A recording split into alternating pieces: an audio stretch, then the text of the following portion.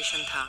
गांव के लोगों का उस रेलवे स्टेशन से आना जाना तो क्या, उसके आसपास भी भटकते नहीं थे, क्योंकि उनका मानना था कि उस रेलवे स्टेशन पर भूत रहते हैं। हर अमावस्या की रात उस भूतिया रेलवे स्टेशन से भूतों की बारात निकलती है, वह भी पूरे गाजे बाजे के साथ। बारात में एक भूतिया दूल्हा अपनी पूरी पलटन के साथ गांव में आता है और एक जवान लड़की को अपने साथ ले जाता है।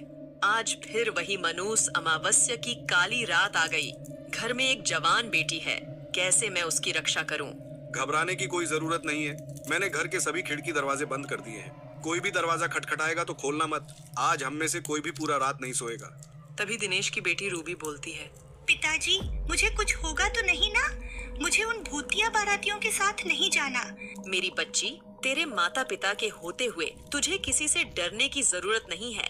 पूरा गांव दहशत से अपने अपने घर में छिपकर बैठ जाता है।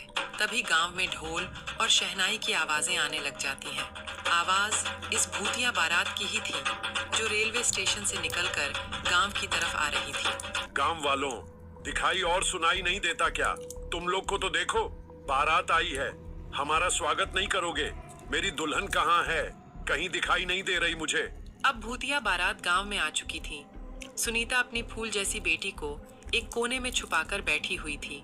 तभी भूत आगे की तरफ बढ़ता है और जोर जोर से हंसने लगता है।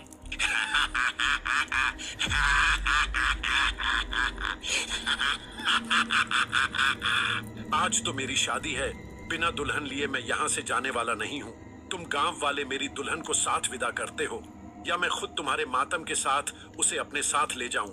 गांव में पूरा सन्नाटा था, मानो गांव में कोई इंसान ही नहीं रहता हो। तभी वह भूतिया दूल्हा दिनेश के घर में दरवाजा तोड़कर घुस जाता है।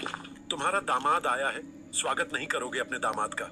मेरी बेटी को छोड़ दो, वो अभी बच्ची है। उसकी अभी शादी की उम्र रही है। बेशक तुम मेरी जान ले लो। मुझसे झूठ बोलता है बुढ़े। कल तू ही तो अपनी बेटी के लिए दूसरे गांव में रिश्ता देखने गया था। मुझे सब पता है, सब पता है मुझे। मेरी बेटी को हाथ लगाने की कोशिश भी मत करना। मैं उसकी माँ हूँ। मैं अपने जीते जी अपनी बेटी की शादी एक भूत से नहीं होने दूंगी। फिर क्या था, उस भूतिया दूल्हे को बहुत गुस्सा आता है और वह रूबी के माता पिता को वहीं जान से मार देता है। रूबी अपने कमरे में जैसे तैसे छुपकर बैठी थी। छोड़ो मुझे अपने माता पिता के पास जाने दे। पर वो भूत उसकी एक नहीं सुनता। वो रूबी को अपने साथ उसी भूतिया रेल स्टेशन में ले जाते हैं। अगली सुबह होते ही प्रियंका और उसके परिवार के सांस में सांस आती है। कल तो हमारी बच्ची बाल बाल बच गई, पर जो रूबी के परिवार के साथ हुआ वह बहुत बुरा हुआ। ऐसा नहीं होना चाहिए था। पर हम कब तक अपनी बेटी की रक्षा करते रहेंगे? एक ना एक दिन तो वो भूत हमारी बेटी को भी उठाकर ले जाएगा। उस रात के बाद पूरे गांव में डर का खौफ छाया हुआ था। हर जगह मातम बिखरा हुआ था। गांव वाले मिलकर रूबी के माता पिता का अंतिम संस्कार कर देते हैं, लेकिन पूरे गांव वालों की जुबान पर बस भूतिया बारात की ही बातें थीं। अरे गांव वालों, ये सब कब तक चलेगा? वे भूत बेधड़क आते हैं और हमारी आंखों के सामने हमारी बेटियों को उठाकर चले जाते हैं और हम बेबस लाचार बस देखते रह जाते हैं। दिनेश की बेटी रूबी हमारी भी तो बेटी थी ना? बिल्कुल सही कह रहे हो। इस गांव की हर एक बेटी तो हमारी बेटी जैसी ही है। उन सब की रक्षा करना हम सबका फर्ज है। हम सब गांव वाले मिलकर उस भूत का सामना करेंगे। तुम चिंता मत करना।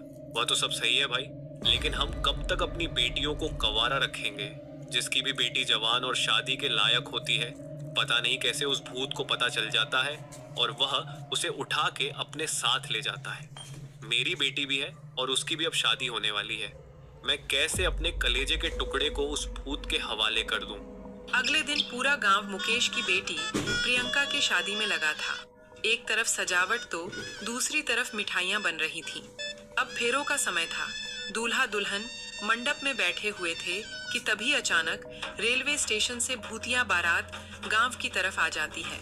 सभी गांव वाले भूतों को देखकर अपने अपने घरों में छिप जाते हैं। अरे गांव वालों, तुम सबने तो मेरा साथ देने का वादा किया था ना, और कहा था कि हम इन भूतों का मुकाबला करेंगे। अब क्या हुआ तुम्हारे वादे का? तभी मुकेश की बेटी प्रियंका और पत्नी शोभा भी वहां आ जाती हैं। तुम्हारा यह साहस कि मेरे बिना तुम अपनी बेटी की शादी करने चले थे। जैसे ही भूत प्रियंका के माता पिता को मारने वाला होता है कि तभी प्रियंका उसी भूतिया दूल्हे के सामने आ जाती है और कहती है, आप मेरे माँ बापूजी को मत मारिए। अच्छा छोड़ दूं? इसे मैं बस एक ही शर्त पर छोड़ूंगा, अगर तुम मेरे से शादी करोगी।